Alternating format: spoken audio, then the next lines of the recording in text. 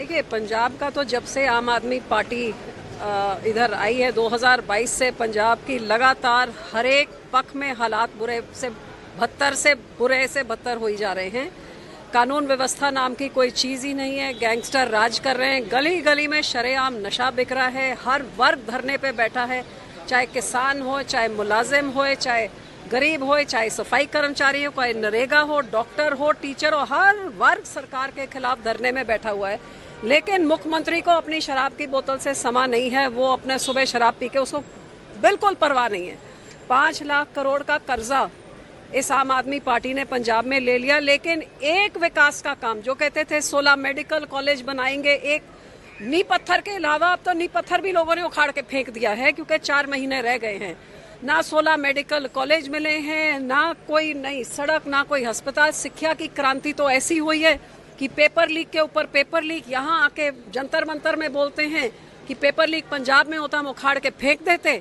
और वहाँ पे एक दिन पहले ही पेपर लीक जो हुआ है, 12 पेपर लीक हो गए, एक दिन पहले भी पेपर लीक, उसको चीटिंग बना के आज तक किसी को बर्खास्त नहीं किया है। सो ये हाथी के दांत दिखाने के कुछ और, खाने के कुछ और सारी जनता इनसे अब हो गई। अब लोग महिलाओं को 1500 रुपए दे के उनकी ज़मीन खरीदने की कोशिश कर रहे हैं, लेकिन पंजाब की महिला बहुत अक्लमंद है, इनके झांसे में दोबारा नहीं फंसने लगी है। बेरोजगारी, महंगाई, कानून व्यवस्था, नशे, हर पक्ष से पंजाब बेहाल है। अब बारिश का मौसम हो रहा है, बड़ी बड़ी बातें करते थे कि कोई मुआवजा मिलेगा, गिरदौरी बाद में होएगी। अब गिरदौरी भी नहीं, 3 बारी पंजाब डूब गया, कोई परवाह नहीं।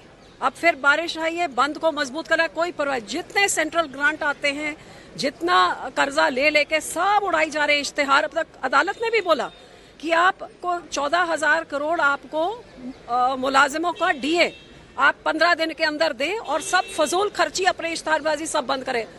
अदालत भी इनको फटकार लगा रही है बेपरवाह, क्योंकि जो शराब से धुत होता है उसके ऊपर कोई असर ही नहीं होता। आप भी बदतमीजी हुई है, जो महिला आपकी विधायक है, हाँ, उनके साथ भी कुछ। देखिए, ये गुरु धोखी सरकार, पंथ विरोधी सरकार, और भगवंत मान को हमारी सबसे सुप्रीम बॉडी श्री अकाल तख्त साहब ने जो इसने झूठ गुरुओं के ऊपर, आपको हैरानी होगी कि अपने गुरु को सब नतमस्तक होते हैं। इसने गुरु के तस्वीरों के ऊपर शराब के टुपके मारे और हमारे शहीदों के ऊपर पेशाब करने की कोशिश करी। ऐसा मुख्यमंत्री, और जब इसको अकाल तख्त साहब ने बुलाया कि ये गंदी हरकत, नीच हरकत, तुम्हारी बड़ी शिकायतें आई हैं, तो माफी मांगने के बजाय इधर आप सब जानते हैं हरियाणा में पैसे देके किसको, उन्होंने एक फर्जी रिपोर्ट तैयार करने की कोशिश करी, जो सारा जग जाहिर हो गया, रिकॉर्डिंग निकल आई और उन पुलिस ऑफिसर्स के खिलाफ हरियाणा की सरकार ने पर्चे भी, FIR भी दर्ज किए हैं। लेकिन इस मुख्यमंत्री को ये महान अकाल तख्त साहब के साथ टक्कर ले रहा है, और अकाल तख्त साहब ने इसको पंथ दोखी, गुरु विरोधी करके हर सिख कौम को कहे कि इसके मुंह नहीं लगना है।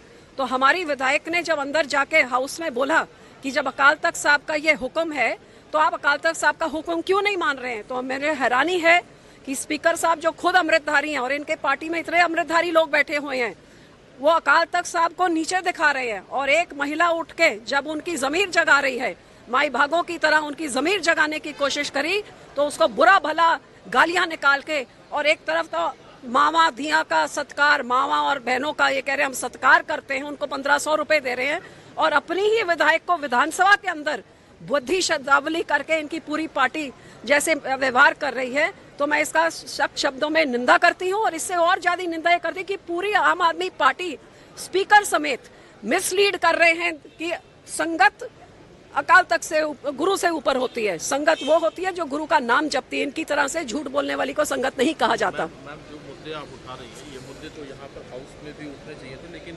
आज 13 दिन हो गए और सदन की कार्रवाई चल नहीं पाई है एक दिन भी ठीक से। देखिए, ये कोई नई बात नहीं है। आप पिछले, मुझे लगता है 15-20 सेशंस का डेटा निकाल ले, सरकार हाउस को चलाना ही नहीं चाहती है, क्योंकि ये अच्छी तरह से सब जानते हैं कि सरकार, हाउस चलाना सरकार का दायित्व होता है। ऑपोजिशन में have it's way, have it's से, गवर्नमेंट विल हैव इट्स वे, ये आम कहावत है कि ऑपोजिशन बोल सकता है लेकिन सरकार अपना चला सकती है। तो आप हर बारी जब ऑपोजिशन को लोगों के मुद्दे नहीं उठाने दें, अब यहाँ पे इतने जोर से छात्रों के ऊपर कैसे गुंडागर्दी की पुलिस ने, और आप यहाँ पे कहें कि पेपर लीक की चर्चा नहीं हो सकती है, गुंडागर्दी की चर्चा नहीं हो सकती है। जिन्होंने तो 2 अपशब्द बोले सरकार के खिलाफ, उनके खिलाफ FIR, लेकिन जो पुलिस के आदियों ने सिर पाड़ दिए बेकसूर छात्रों के, उनके खिलाफ कोई एक्शन नहीं। तो यहाँ पे नहीं उठाएंगे तो कहाँ जाके उठाएंगे? चंदा चोरी का बहुत बड़ा मुद्दा है, क्योंकि उनको लाना है जो राम जी को लाए हैं। अब ऐसे सारे हिंदू भाईचारे को बहुत बड़ी ठेस जो बातें निकली, इसकी सफाई देनी चाहिए। तो जो विपक्ष को आप मुद्दे ही नहीं उठाने देंगे तो इसका मतलब आप हाउस चलाना ही नहीं चाहते हैं। और ये कोई नई बात नहीं, आप हर सेशन का आप डेटा निकाल लें, हर सेशन को हफ्ता भर ये चलने नहीं देंगे, फिर एक मुद्दे पे जाके चर्चा करेंगे, पहले दिन ही चर्चा कर लें।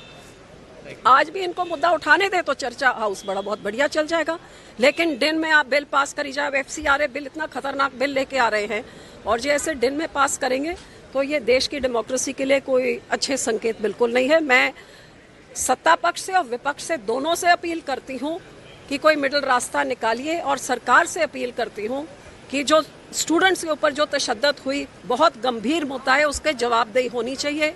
जो विपक्ष दूसरे मुद्दे उठाने चाह रहे हैं, उन मुद्दों को आप चर्चा कर लेने दीजिए। करना तो आपने वही है जो आप चाहते हैं, बोलने तो दीजिए सिर्फ यहाँ पे।